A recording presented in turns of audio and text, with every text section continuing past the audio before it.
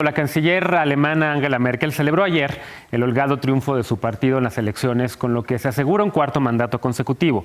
Merkel es hoy la mujer más poderosa de Europa y quizás del mundo. La demócrata cristiana gobierna Alemania desde hace ya 12 años y tras esta elección romperá el récord de su mentor Helmut Kohl. Pero a cambio se verá obligada a formar nuevas alianzas y a detener al partido de ultraderecha llamado Alternativa por Alemania, que llegó por primera vez al Parlamento.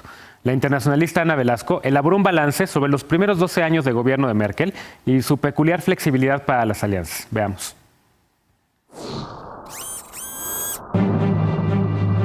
El pasado 24 de septiembre, Angela Merkel fue reelecta por tercera vez como canciller de Alemania. La única mujer que ha ocupado el cargo en la historia de este país lleva ya 12 años al frente del Ejecutivo. Merkel nació en 1954 en Hamburgo, pero creció en Alemania Oriental, donde se formó como física. Aunque se involucró en organizaciones políticas locales a la par de su carrera como física, su salto a la política nacional ocurrió hasta 1990, tras la firma de la reunificación de Alemania, cuando se unió al partido Unión Democrática Cristiana. Pese a ser un partido muy conservador respecto al papel de las mujeres en la política, Merkel consiguió ser electa al Parlamento en 1990, asiento que aún conserva. Durante la reunificación de Alemania, el poder lo detentaba Helmut Kohl, que se convirtió en su mentor político y la nombró ministra de la Juventud y las Mujeres en 1991. Ahí la carrera política de Merkel se disparó. En 1994 dirigió el Ministerio de Medio Ambiente y 4 años más tarde, cuando su partido perdió las elecciones, se convirtió en su secretaria general.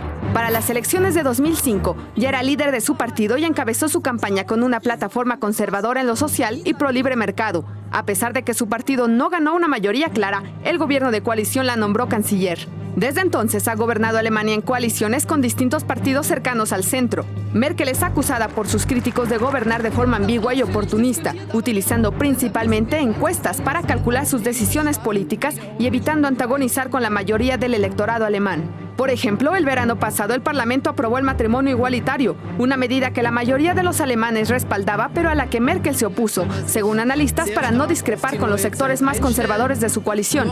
Las posturas conservadoras de Merkel no son nuevas. Desde 1990, cuando estuvo al frente del Ministerio para las Mujeres, ha rechazado definirse como feminista.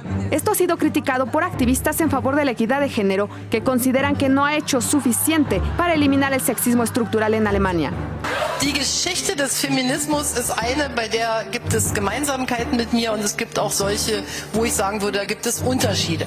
Und ich möchte mich auch nicht mit einem Titel schmücken, den ich gar nicht habe.